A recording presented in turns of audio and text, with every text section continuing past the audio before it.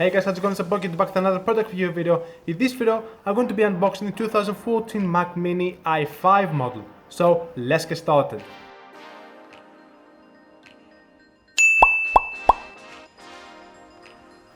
I know making a review of this model after 4 years, because this was released back in 2014, is very late. But since one of my family members decided to buy it, then I decided to make another review of this model right now. So this is also an opportunity for me to discuss whether this model is useful or worth it to buy right now, even though it's 4 years old. Now, this Mac Mini is the cheapest one which you can get from Apple right now. It has the 1.4 GHz Intel-Core i5 dual-core processor with turbo boost up to 2.7 GHz. So this is the cheapest model you can get, but you can always decide whether you want to get 2.6 GHz or 2.8 GHz. And also has storage of 500 GB hard drive, not SSD, don't confuse it with that. But you can also configure it if you want to get a 1 TB or even if you want to get an SSD instead. Also, this model has 4 GB of RAM. Now, many of you may think that 4 GB of RAM is obsolete right now, but to be honest, if you only plan to use your computer for daily uses like browse internet, maybe watch some videos, maybe do some light tasks like use a Microsoft Word processor, then 4 GB of RAM is going to be perfect for you. And of course you can configure it up to 16 GB of RAM. So this is what you choose when you go to the official Apple website. You choose the RAM you want, you choose the storage, you choose the CPU and all those stuff. Next, it has the graphics Intel HD Graphics 5000. But you can also configure if you want to get the Intel HD graphics only, which is a bit better than the 5000. And of course the max power is at 85 watts. Now, another reason why I really like Mac Minis is because they consume very little power. So in case you want something which takes very little power, then you should consider buying a Mac Mini. Now, without any further ado, let's go ahead and unbox this boy. The box looks a bit damaged because it has to be sent to here, but I hope your computer didn't get damaged. So let's open it. And there you go. So here you got, let's see what you get here. Okay, so you get the guide menu, and of course you got some stickers as well, so you can take it to stick on your car if you want. Let's put it on the side for now. And let's take out the Mac Mini, the computer. So this is a computer, which is quite obvious, and here you have the power source. So this is the cable to plug it into the wall. So let's take it out from here. Okay, so let's put everything now on the side and let's see the actual computer. So this is how the Mac Mini looks like. As you can see, it's very small. If I put my palm on top of it, if I extend fully, as you can see, it's a bit bigger than my palm. So this is how big this is. So let's put it on the side a bit closer. So this is how big this is. This is how tall it is. I'm gonna put my 2 fingers there. So as you can see, 2 fingers tall, very small. And on the back, so here is, so if you open this, then you can see all the internals in your computer. Let's see what is on the back. So as you can see, there is no CD slot, of course, because Apple has discontinued it ages ago. Here you have the power button. So this is where you open it. Here is the power source. So this is the cable, how it looks like, and then you plug it in here. Here is the Ethernet cable, so of course it has an Ethernet cable. HDMI to connect it to your monitor. Of course you have Thunderbolt, 2 Thunderbolts, Thunderbolt 2 especially, and they are used if you want to connect another monitor with your Mac Mini, meaning that you can use 2 monitors if you want to do work simultaneously. Also, you can connect external hard drive and storage devices by using Thunderbolt, because this is a lot faster to transfer data between storage device and your computer. And you have 2 of them. Next, you have 4 3.0 USBs. Now please keep in mind that if your USB stick supports only 2.0, then 3.0 unfortunately doesn't really work. That means that the speed is not going to be as fast as if it was a 3.0 USB, so keep that in mind. Next, you have an SD card slot on the right, and at the bottom you have an audio in and a headphone jack. So the audio in, you can use it as an amplifier if you are a musician, and of course the headphone jack, you can plug in headphones and speakers if you want. And that pretty much is the anatomy of the Mac Mini. Now let's talk about the advantages and the disadvantages of this model. The advantages, certainly first of all, and the most obvious, is that it's quite small, meaning that you can take it everywhere you want.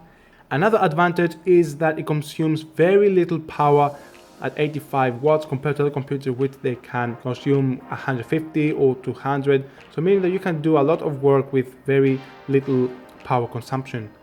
And third is that compared to other computers, this is the cheapest model that you can get, but the price can always go up if you choose to get 16 gigabytes of RAM or 1 terabyte of SSD, and also if you choose the fastest processor, which is around 2.8 gigahertz.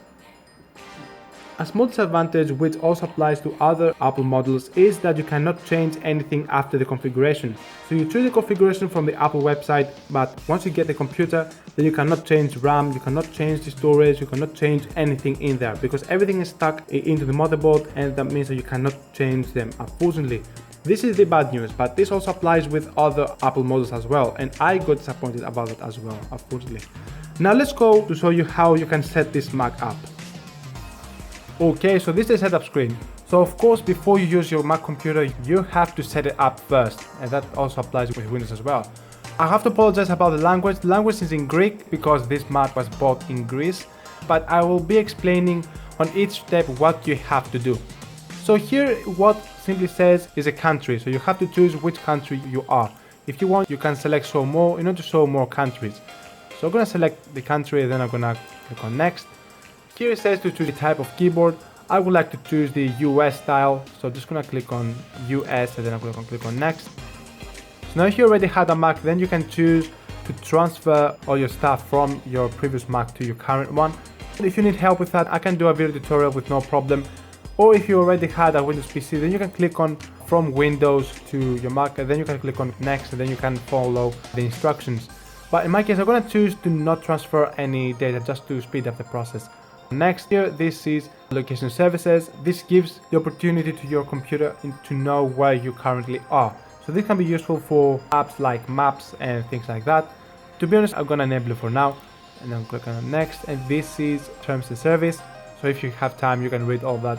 So click on agree, then agree. And here you need to create an account for your computer. So this is going to be your name. And here you need to type your password. Just gonna type my family member's name just for because it's very easy to remember. I'm just gonna type your name.